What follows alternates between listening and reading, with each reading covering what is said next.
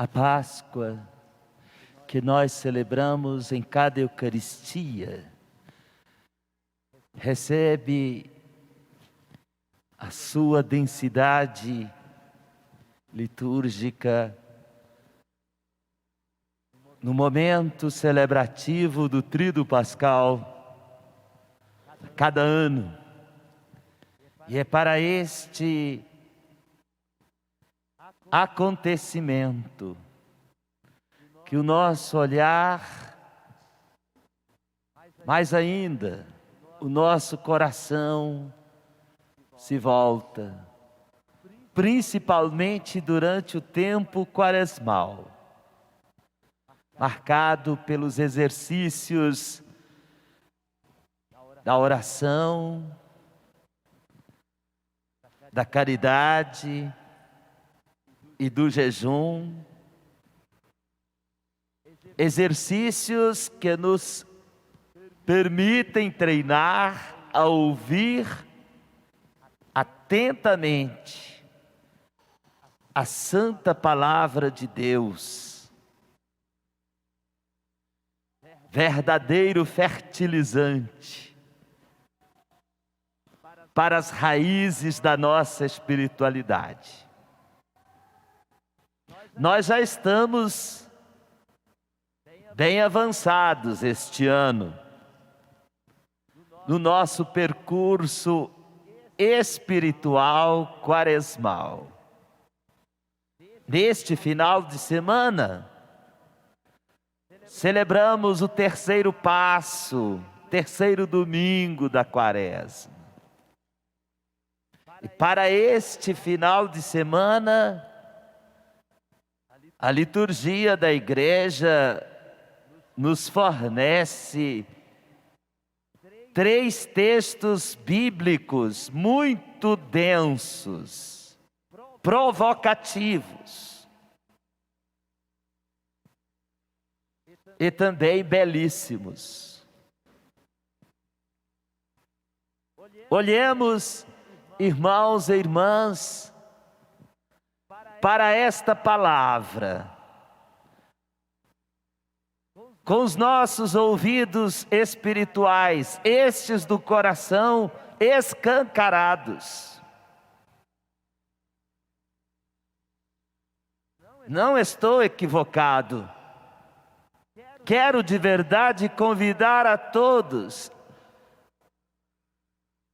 a atenção da escuta da palavra de Deus, pela contemplação obediente de uma palavra potente, porque produz dentro de nós aquele necessário estrondo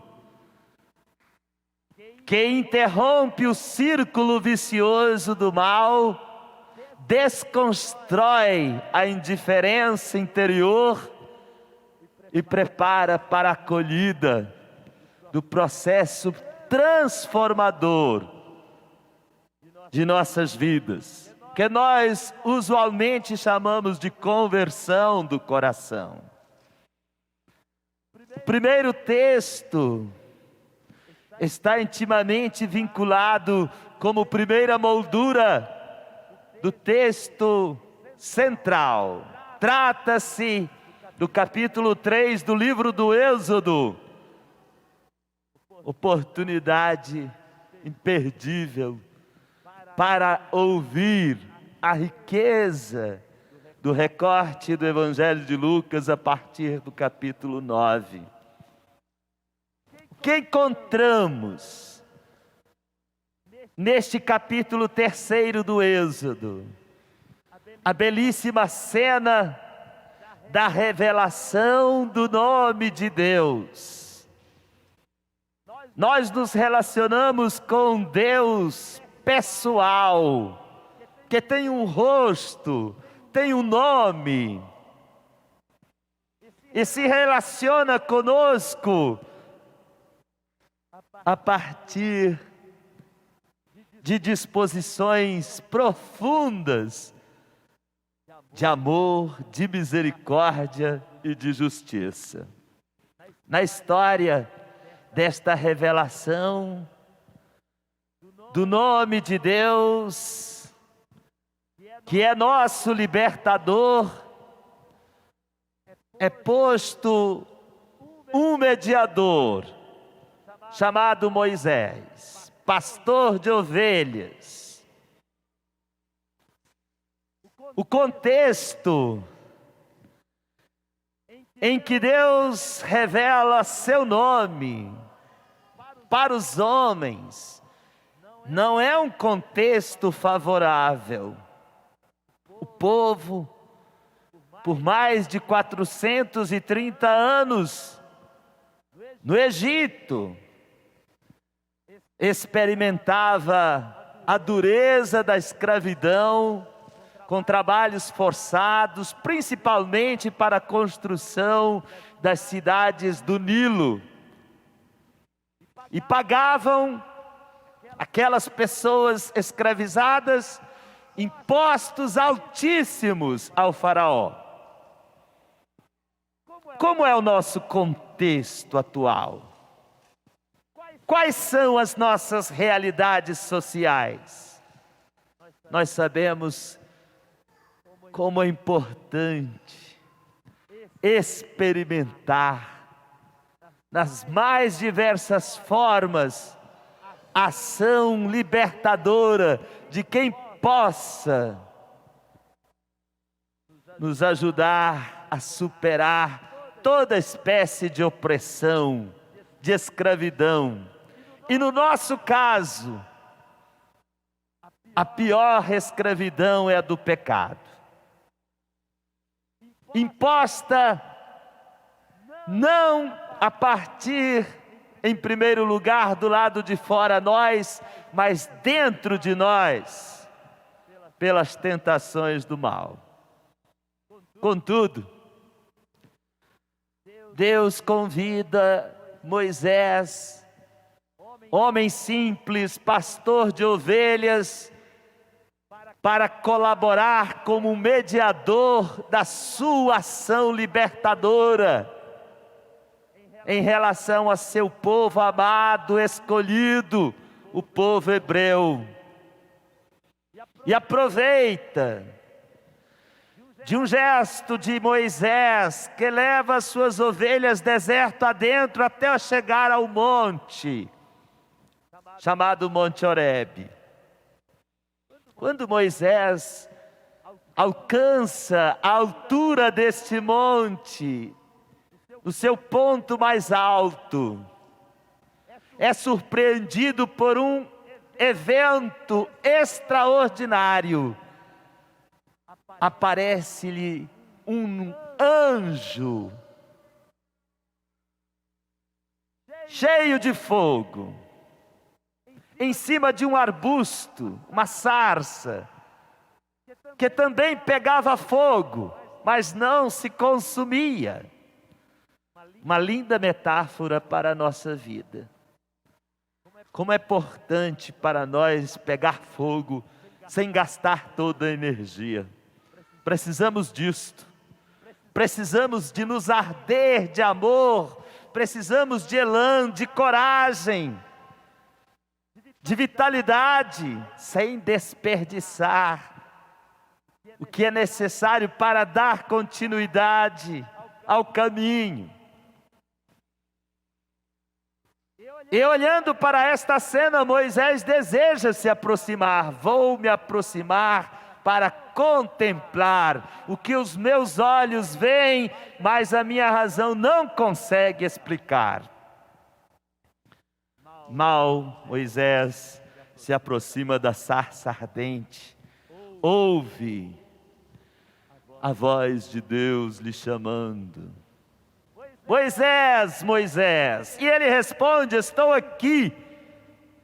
Como nós nos dispomos a ouvir Deus nos chamar? Todo dia Deus nos chama. A questão é saber se nós somos capazes de viver experiências de contemplação. A questão é saber se nós buscamos enxergar a força do mistério inaudito de Deus que se apresenta diante de nós, Assim, na nossa realidade de trabalho, de família, de relacionamento, Deus está sempre presente. Se nós nos abrimos a Deus com simplicidade, podemos percebê-lo e perceber os seus sinais maravilhosos todos os dias, cada dia. Entre Deus se manifestar e o nosso coração ser capaz de contemplar, existe uma responsabilidade pessoal para cada um de nós. Querer ver Deus, ser buscador de Deus, ter coração simples para enxergar os sinais de Deus. Então Deus nos chama. E quando nos chama, nos orienta. Reparemos como Deus se relacionou com Moisés. Não se aproxime, Moisés. Tire as tuas sandálias. Esta terra que você está pisando é santa. E depois oferece a Moisés a informação de 3, melhor, de 4 decisões amorosas do seu coração. Ele diz: ouvi o clamor do meu povo, eu vi seus sofrimentos, eu conheço as suas limitações, e eu desci para libertá-lo. Ouvir, ver, conhecer e descer. 4 atitudes de Deus, importantíssimas, para que nós saibamos como é que Deus nos liberta. Deus não nos liberta como se fosse uma autoridade burocrática que toma decisões e manda os outros realizá-las. Não! Deus age, porque Deus vê, porque Deus escuta, porque Deus penetra, conhece profundamente quem nós somos e se dispõe a estender o seu coração, se derramar de misericórdia para que nós todos experimentemos sua ação libertadora. A cena mais importante é ainda que vem logo a seguir, porque Moisés, enviado por Deus para ir aos hebreus e ser mediador da ação de Deus, Deus conta comigo, Deus conta contigo. Estabelece um diálogo. Eu irei, mas o que é que eu falarei? Vão me perguntar qual é o seu nome. E Deus diz: você, quando estiver com os hebreus, diga a eles assim: o Deus dos seus pais, o Deus de Abraão, o Deus de Isaque, o Deus de Jacó, me mandou a vós. E o seu nome não é um substantivo, é uma ação. Você diga: eu sou, mandou-me a vós. Esse é o seu nome para sempre. A identidade de Deus é a sua disponibilidade de ser o que Ele sempre foi e sempre será. Um Deus criador, um Deus libertador, um Deus redentor, um Deus santificador. Irmãos e irmãs, Moisés é mediador do Deus libertador. Mas o Evangelho de Lucas, capítulo 9, nos apresenta um mediador, um intercessor infinitamente superior a Moisés, que é Jesus Cristo. De fato, o texto que nós ouvimos hoje do capítulo 9 de Lucas nos põe diante deste mediador incrível, porque é capaz de cuidar pessoalmente, sendo Ele verdadeiramente igual a nós em tudo, mas profundamente divino, porque é enviado como um missionário do Pai para realizar aquilo que no nosso coração não pode esperar, que é a salvação. Porque o nosso coração tem este desejo ininterrupto de uma saúde que se aperfeiçoa, de uma saúde que se projeta para ser eterna, a saúde do corpo e da alma. Nós vamos chegar todos lá. O Senhor está nos atraindo. Esse período quaresmal é uma ajuda espiritual para avançar no processo de aperfeiçoamento e de santificação do nosso coração. Eu digo um processo porque nós, enquanto estamos vivendo neste mundo, não podemos parar de aprender e de nos qualificar para Deus. E enquanto vamos vivendo, vamos tendo que enfrentar tantas coisas, entre tantas coisas, os dramas, as tragédias, as pelejas que nos acontecem. Entre tantas coisas, de vez em quando nos acontecem coisas que nos apavoram, notícias trágicas que nos deixam atordoados. Sempre foi assim. O Evangelho de hoje, nos primeiros versículos deste capítulo, nos apresentam dois acontecimentos trágicos.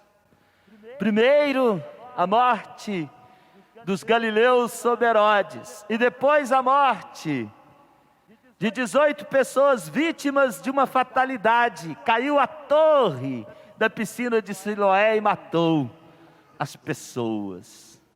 Nós também ouvimos tragédias pelas notícias que são veiculadas pelos meios de comunicação. Como os meios de comunicação gostam de noticiar tragédias. Cada um de nós aqui poderia hoje dizer o que ouviu nesta semana passada. Eu, por exemplo, peço licença para compartilhar a notícia que eu ouvi nesta semana horrorosa. Um jovem de 15 anos, com uma picareta, assassinou seu pai e sua mãe. Tem coisa mais horrorosa do que esta? E vocês também são capazes de noticiar, reproduzir, se lembrar de tantas outras notícias trágicas, de pessoas que morreram em acidentes, em acontecimentos da natureza, em crimes de toda espécie. A questão é saber o que nós temos a ver com estas notícias trágicas, o que nós fazemos com elas. Às vezes, nós nos assustamos, mas imediatamente nos esquecemos e nem aprendemos destas eventualidades. Por isso que Jesus dá uma resposta quando recebeu a notícia. Por acaso vocês acham que estas pessoas que morreram assim tragicamente, estupidamente, são mais pecadoras do que vós? Esta mentalidade até hoje permanece. Pessoas vítimas de males horrorosos, recebem gratuitamente, muitas vezes de nós, julgamentos perversos como estes. Mereciam morrer, eram pecadores, não fizeram por onde. E com isto nós julgamos a desgraça alheia, sem aproveitar a oportunidade para nos questionar a morte do outro. Na visão de Jesus, tão pacientemente pedagogo, Ele nos ensina assim com tanto amor. É uma escola. Por isso diz: se não vos converterdes, vós deveis morrer do mesmo modo. Vós ireis morrer do mesmo modo. Qual é o modo? O modo não é o da violência. O modo é de morrer de forma despreparada. Nós não podemos morrer de forma despreparada. Somos todos convidados a ir nos preparando todo dia, convertendo o nosso coração. Porque é verdade, a qualquer momento o Senhor irá nos chamar. E quando isto estiver para acontecer, nós todos devemos estar preparados para o encontro com Ele, que será o encontro definitivo da nossa Páscoa. E aí poderemos merecer estar para sempre no seu banquete nupcial do céu, para a vida eterna. Jesus, depois deste momento, nos últimos versículos do texto de hoje, conta a história, a parábola da figueira infértil, estéril, uma linda metáfora para nós todos. Ao dizer de um dono de uma horta, de uma vinha, que tinha no meio da sua plantação uma árvore, uma figueira, que estava já há 3 anos sem produzir figos e desejava cortá-la, porque ela estava ocupando espaço.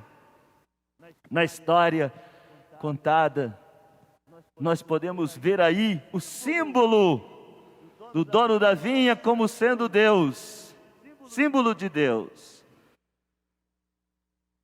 E neste serviço da vinha, um vinhateiro, um agricultor, que interrompe a decisão do dono da vinha com uma sugestão: espera mais 1 ano, vou cavar, vou jogar adubo na sua raiz.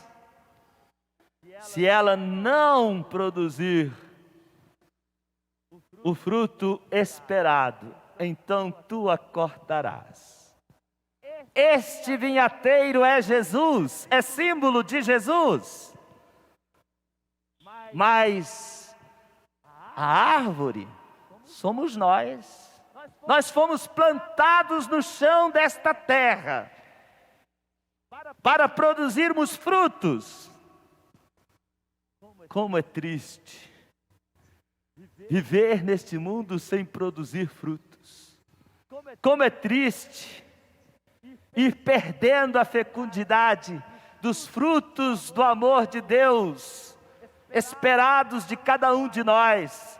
Frutos de liberdade, frutos de fé, frutos de amor, frutos de perdão, frutos de paciência, frutos de solidariedade, frutos de justiça. A nossa infecundidade deve nos incomodar muito. E é por isso que nós precisamos buscar o tempo todo um agricultor que nos cave aos pés do coração para colocar o adubo da palavra. Ela pode nos fertilizar, ela deve nos eletrizar, ela deve nos converter. A santa palavra de Deus, que é uma pessoa, é o próprio Senhor. É para isso que nós estamos dando estes passos na Quaresma. É para isso que vale cada Eucaristia. É por causa desta esperança de retomar a fecundidade espiritual da nossa alma, que nós não podemos parar de nos alimentar da santa palavra de Deus. Como diz o apóstolo Paulo na primeira carta aos Coríntios, hoje ouvimos, a partir da imagem da rocha. Diz o apóstolo: não ignoreis que os vossos pais beberam da água da rocha. É a água salutar. E ela é Jesus Cristo. A água que Jesus Cristo nos dá é o seu Santo Espírito. Água purificadora, água santificadora. Confiemos nesta água. E não desprezemos o conselho do apóstolo. Fiquemos atentos, vigilantes. E tomemos cuidado. Quem está de pé, cuidado para não cair. Porque a nossa segurança está no nome do Senhor. Amém.